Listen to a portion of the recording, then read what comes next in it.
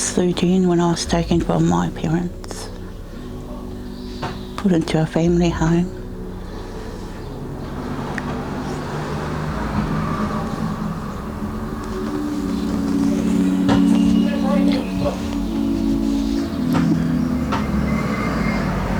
I wasn't allowed to see my family.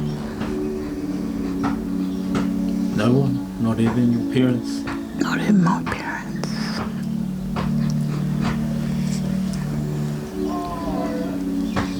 I lived with Pākehās.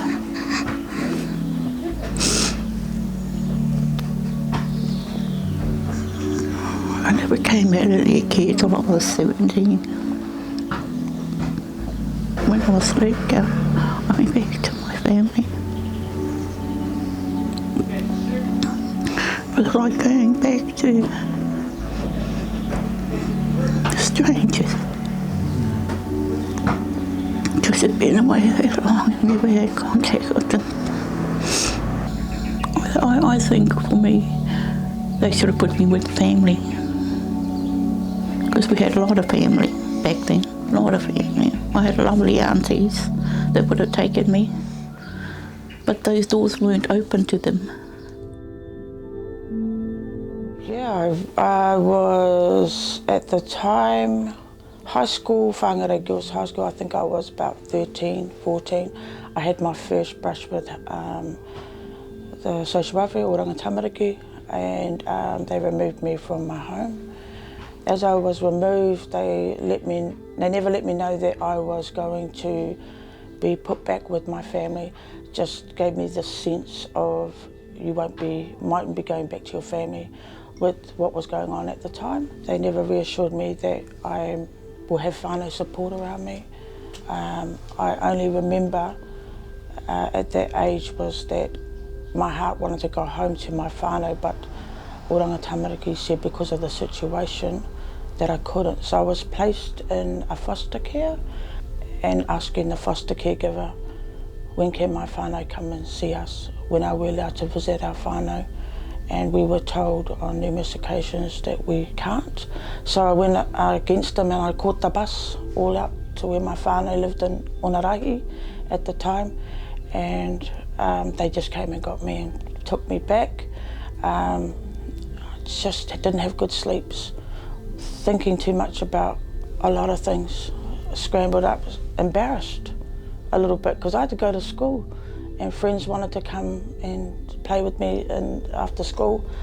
I kind of lost interest in everything, sports, music, because I had no whānau, there was no support for me.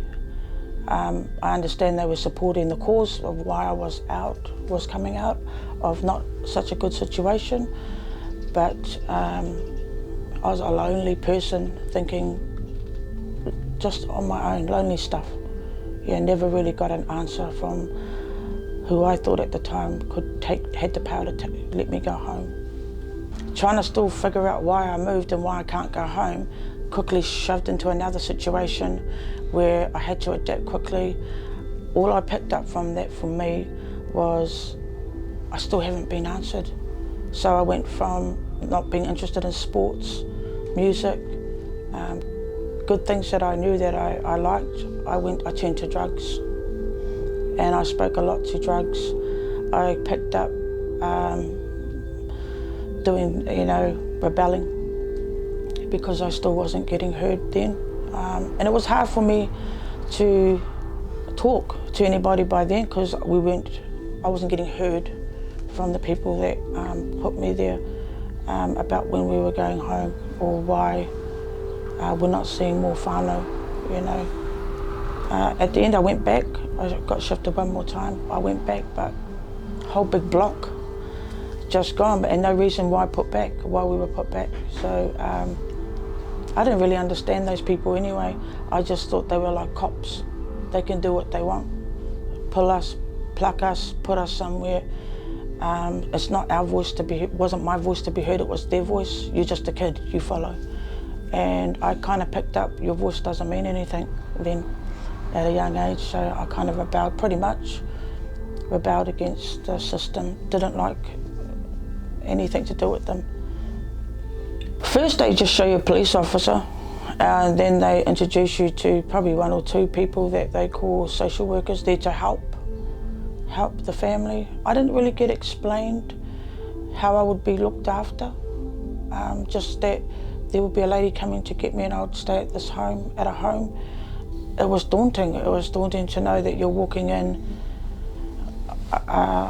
unfamiliar surroundings and Pākehā at that, and have to sit there, wait to be told to eat, go and have a shower, that's where you're sleeping, and you're just sitting there in your own little world just waiting to be told what to do.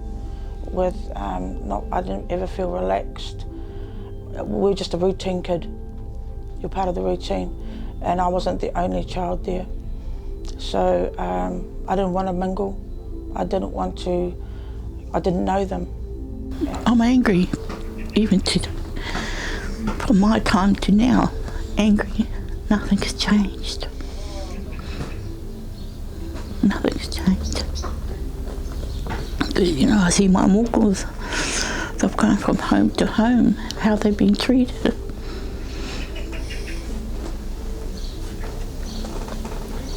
Something's wrong in the system. Has these kids got better? No. A lot of them are in trauma today, just like me. I'm in my 60s.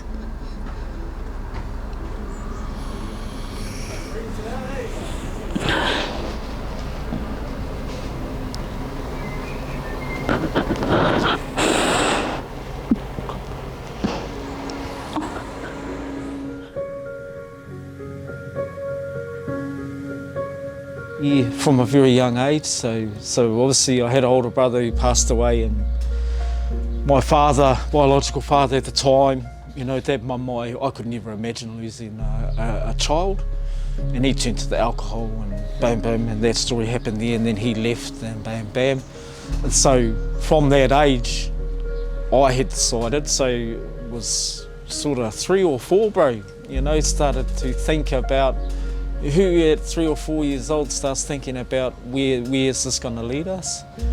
And I think from that stage there I went into, I'm going to protect my whānau. And then yeah, it just started from there, that journey there. And so I've always provided for my family whatever way I can. So work, like I said, sharing at 13, just went into the workforce to provide. And then, you know, our journey's gone along, and you know, just always been a part of my whānau. Whānau for me is like the top for me. Top for me, and just all that mama and our journey, but you know, where it's led me to OT, so yeah, so went down south and I've been back home. I was down south 25 years, and this is how my story starts with the OT journey. Previously, Anya, who we've got now, she had an older sister who committed suicide, okay? That was probably the worst journey I've ever been in my life. I felt like I had failed in not protecting my whānau. A lot of times, because all these kids I've brought up, like I've actually brought up, been in their lives from when they're born, kick up the ass when they've needed a kick up the ass, direction, mahi, whatever that may be. And then, yeah, she committed suicide, and I came back and buried her. And then I made a promise from that day that I would never come home and bury any of our kids, that I'd do everything in my power to be there for our kids. And then I came home after that 25 years looking for my whānau, and one was missing. And that was my sister's daughter, Anya. And then I started asking, where's our baby? Where's my baby? Obviously you can see the connection of burying her sister and then looking for our girl, and to find out that she's up in Paoringa and with OT. And so I started the journey to getting her. And honestly, phone calls, emails, went on for over 12 months, bro, to try and even get contact with her. Just thought about our girl. being alone, you know, no whānau, no one around here. And I was just angry, and over 12 months, bro, and then it just became ridiculous. No one returning my calls. Social workers changed, bro. I just couldn't keep up with how many social workers were there and then not there, and then we'll start the story over again. And then it led to the stage where ended up writing to the minister and started seeing action happening then, and people were moving. And then I finally had my first contact with Anya. I drove all the way to Pawaringa, and it was unbelievable. And the thing that stays with me, it's like, you know, I stayed the weekend, and then when I was leaving, she just broke down in tears, And then she said to me, I knew you would come and find me, Uncle. I knew you would come and find me. And I said to her, I'm coming back. I'm coming to get you, baby. I'm coming to get you. You're coming home. I'm coming home to Uncle. Coming home to your whānau. But even the caregiver, which was even sad, so the first visit I went and seen her, the caregiver didn't even know that I was searching. You know, I was just like, what the hell? What do you mean? This showed all the communications, and she couldn't believe it. But I was stoked, Honestly, it's like, there's a few things that are very pivotal in my life. The birth of my kids, and then the next closest thing after that is this, having all our kids back, or having Anya back with our whānau. After being ripped out, so 6 years, no contact. It's shocking, man. So my mum was 5 years, and my niece was 6 years. Exactly about this isolation and stuff with my mum, and that, you know, this timeline and how she dealt with it is exactly how Anya was doing. She'd lock herself in the room. I reckon they should be put with their families. With their families. Because Māori know Māori. For me, I went to Pākehā. I don't know Pākehā way, but I had to learn that way. I had to learn that way. Then you start becoming that way. You know, you become that way, which is not nice, because you know who you are. You know, then you go home and you're looked at strange, you know. Sad, really sad, because, you know, that's not how I was with my family, you know. Yeah. We understand one another, we know our culture, you know, we know our whakapapa, you know, which is important for us, you know. A Māori, you know, I can sit with a Māori and know, you know, a Māori one to another.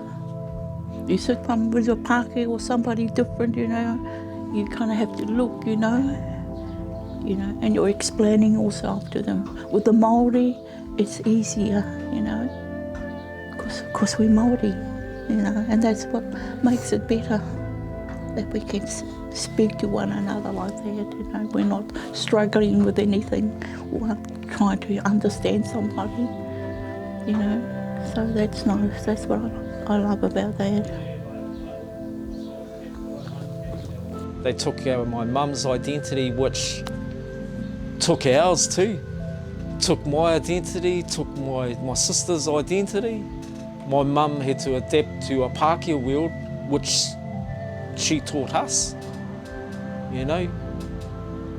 I watched a lot of kapahaka, a lot of Māori songs, went through the kapahaka books.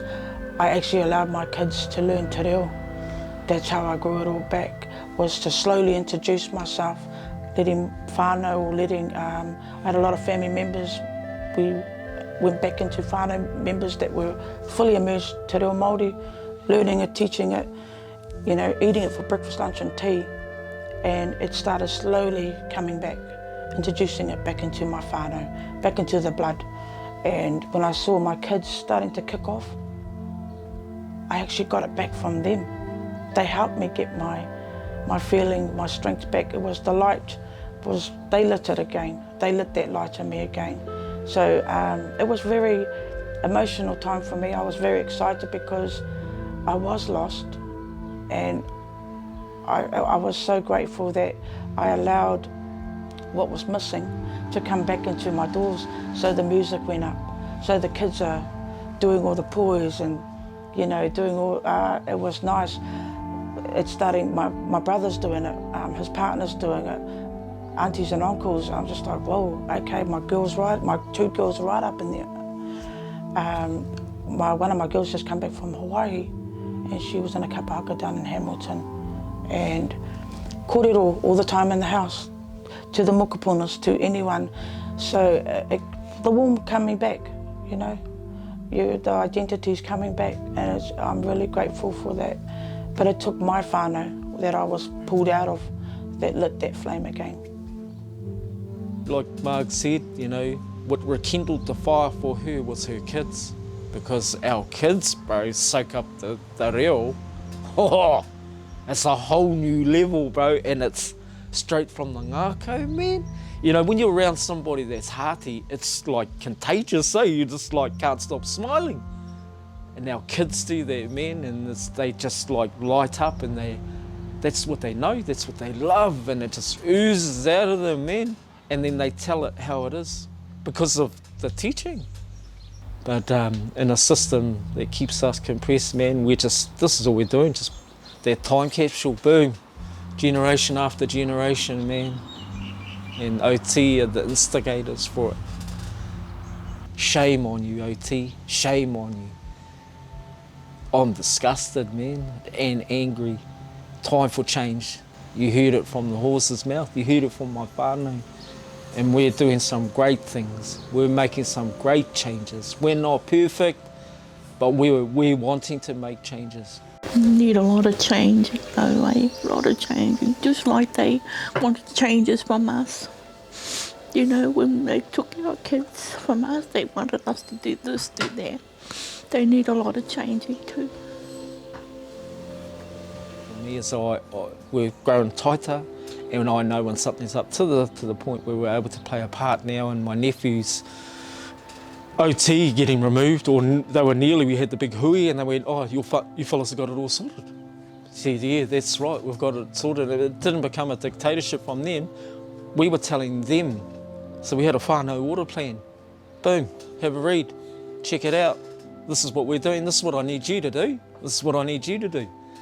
We were telling them what we needed from them. It wasn't the other way. Time for change. Let our people make the decisions for our people, because they know what's best for our people. Let whānau decide what's best for whānau. Whānau only know what's best for whānau.